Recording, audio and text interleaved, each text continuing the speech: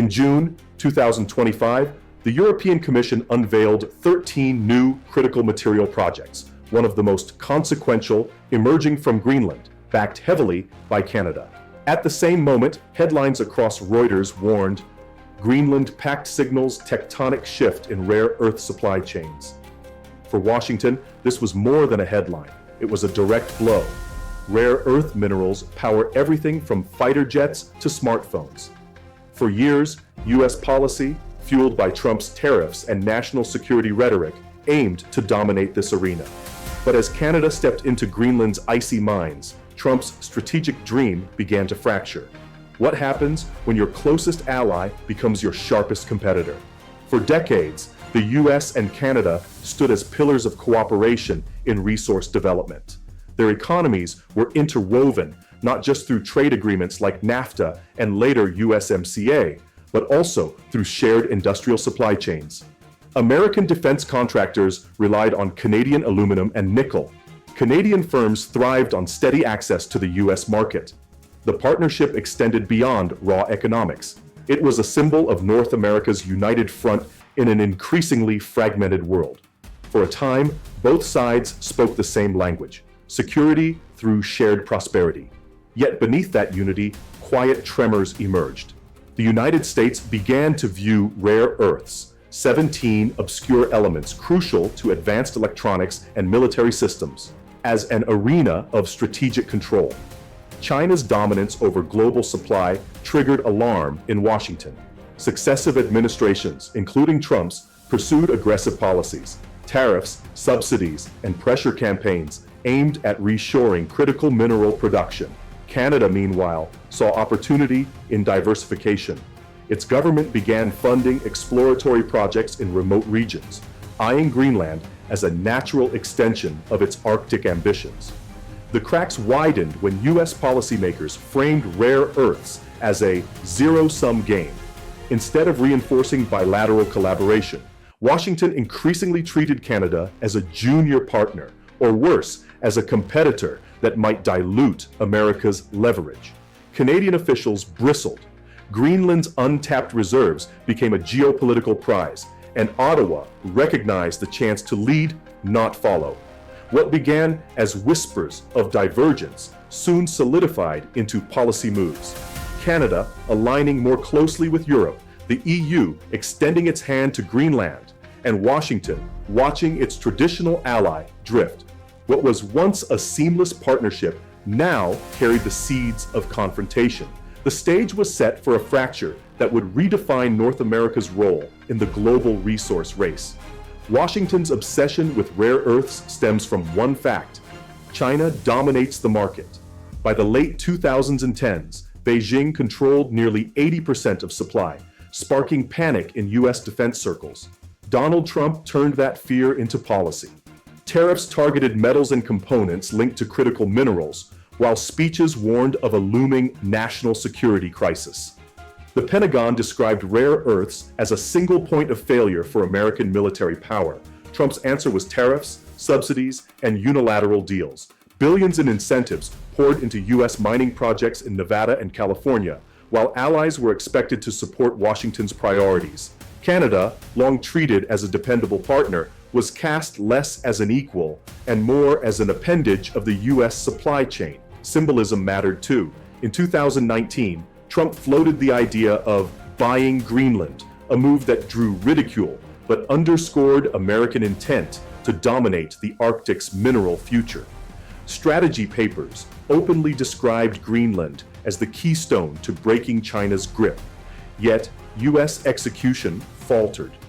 Environmental hurdles, high costs, and community pushback slowed domestic mines. Demand for electric vehicles surged faster than Washington could respond. By 2025, America's approach looked increasingly strained. Rising tariffs, few results, and an expectation that Canada would fall in line. Instead of reinforcing partnership, the America First playbook created resentment north of the border. Canada saw opportunity where Washington saw threat. With its own mineral wealth and Arctic proximity, Ottawa refused to play junior partner. Instead, it built alliances. In 2025, the European Union unveiled 13 critical mineral projects under its Raw Materials Act, one of the most significant based in Greenland, with Canadian backing. The move flipped the script. Trump had dreamed of Greenland under US influence. Instead, Canada secured a leading role alongside Europe. Canadian officials emphasized sustainability, community input, and multilateralism, contrasting sharply with Washington's militarized language. European automakers quickly signaled interest, and billions in investment flowed toward Canadian-linked projects. At home, the pact was heralded as proof that Canada could lead in global supply chains, not just supply America. Newspapers ran triumphant headlines, while economists pointed to diversification away from US dependency. Ottawa gained prestige abroad and leverage at home, but the US response was bitter. Lawmakers accused Canada of undermining North American security. Commentators branded the pact a betrayal, yet Ottawa held firm, arguing no single country should monopolize resources essential for the green transition. For Canada, Greenland symbolized independence, an Arctic frontier where it could finally step out of America's shadow. Despite the rhetoric, neither side won outright. Greenland's projects remain years from full production, leaving China as the dominant supplier. America's tariffs raised costs for manufacturers, while Canada's bet on Europe tied its future to Brussels' shifting priorities. The deeper problem was paralysis. Washington refused to endorse Canada's Greenland role, while Ottawa refused to back down. Joint initiatives stalled, cross-border trust eroded, and the once seamless alliance in resources fractured into suspicion. Both sides faced the same paradox. Neither could achieve mineral independence alone, yet both resisted compromise. The contest over rare earths had grown into a larger identity struggle, whether North America would stand united as partners or splinter as rivals, chasing separate dreams. Canada's Greenland Pact was hailed as a breakthrough, but reality proved slower. In Iqaluit, Nunavut, local businesses and workers prepared for mining-linked jobs. Training programs filled, construction firms invested, and families expected a boom.